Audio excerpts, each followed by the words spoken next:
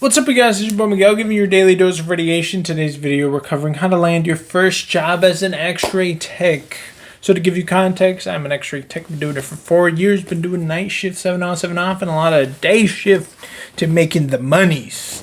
So if you're new to this field and you're like, hey Miguel, I want to land a job, or I'm an X-ray tech school, how do we, secure the job? So you have a few options, as you call it.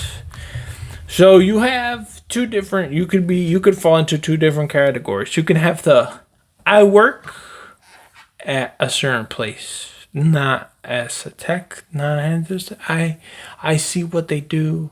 I've talked to the radiology department place.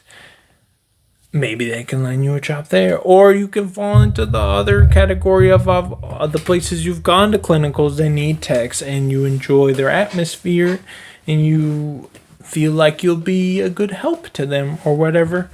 You have those.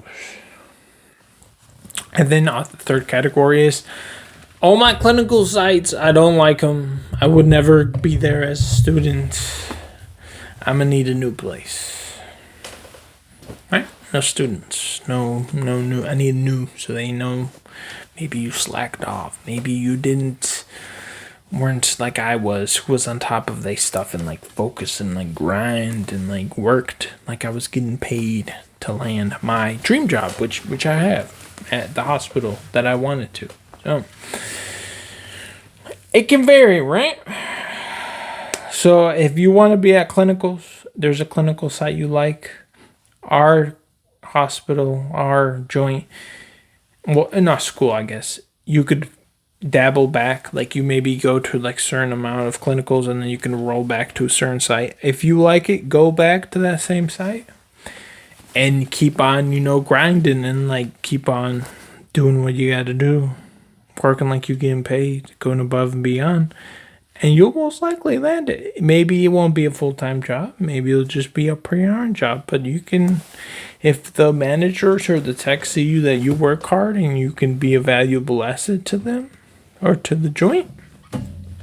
That's how I landed my job, bro. Literally, I finished school. And before I finished school, the manager and all them were like, hey, Miguel, when you pass that board, there's a seat over here for you. I mean, granted, my situation was different because, with COVID and all that, I got sick. So it was 6 months out after school. I was able to sit for board and stuff like that. But even within that whole 6 months of me waiting to get better and, studying and stuff, they were constantly, hey, you pass it yet? We were hiring, type of situation. And then you have the other situation where maybe you have a place that you've been looking. You can maybe be like, hey, this is what I've done. This is the clinicals. You can speak to maybe the clinicals instructor or whoever the manager at the other places were to give you maybe a good word if you get along with them. Or you can go back to your old job. Maybe you were a cafeteria lady or a cafeteria dude who worked there and hey, I'm an X-ray tech now. I want to, apply to work here. I've already, because if you already work somewhere and you're already in the system, it's a little bit easier. It's less hassle for HR. It's harder to get you in the job than if you're already in the realm of whatever hospital it is, just to kind of upgrade you or move you around. Just a little bit different. And even the hiring process, it could, if they want you really bad, they'll make it happen, bro. They wanted me bad at my job to the point where when I applied, other people who have applied for other job, for even my job or other hospital job, it's taken them between 1 to 2 weeks just to get their foot in the door. They expedited my stuff. I submitted the application in the afternoon. I was already talking to the manager. Be like, yo, so we basically want you. We just need, the next day was hey, just come and talk to the head of radiology. We need a sit down interview because of HR or whatever. But you basically got the job, So I literally came in there and they're like, hey, So so and so, the manager says, you want to work here? Do you know how to do this, that? I'm like, yeah, da, da, da, da.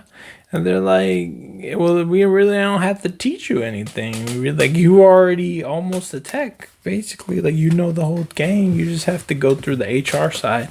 And like within a week, I did everything, negotiated my pay, did the whole other background stuff you have to do with HR and stuff like that.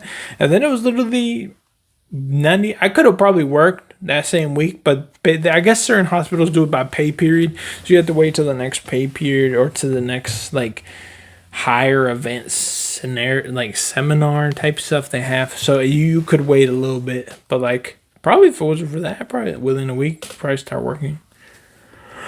So yeah, fun times. And this is a little extra knowledge for those who are staying this late. Even if you're brand new to a hospital, well, let's say you had clinicals there, whatever pay they offer you, always ask for more. Never settle.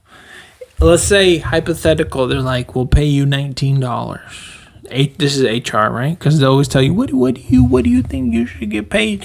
And then you're just like, oh, especially if a student, if you're brand new and you ain't got no experience, you feel like you can't demand whatever. Always ask more. HR don't care. Their whole job is to get you hired on as little money as possible to do the same job.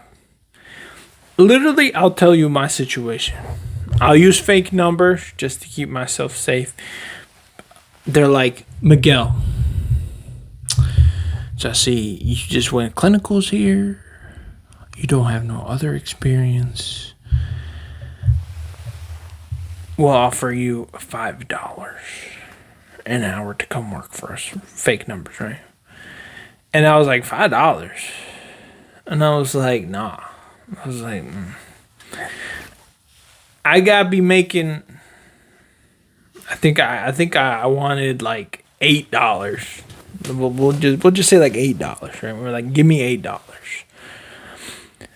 And they're like, but I don't know if you can. You don't have da. And I'm like, well, that's what it's gonna be. And then they came back and they're like, the best we can do is